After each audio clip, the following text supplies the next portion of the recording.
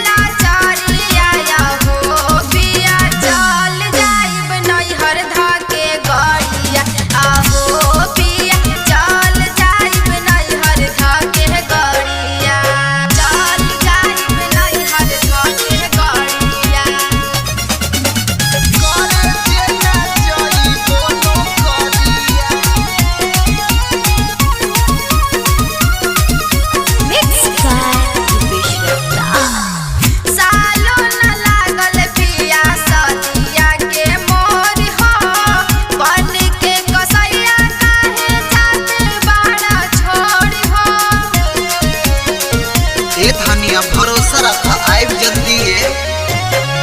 जल्दी से आई बघरे रखा विश्वास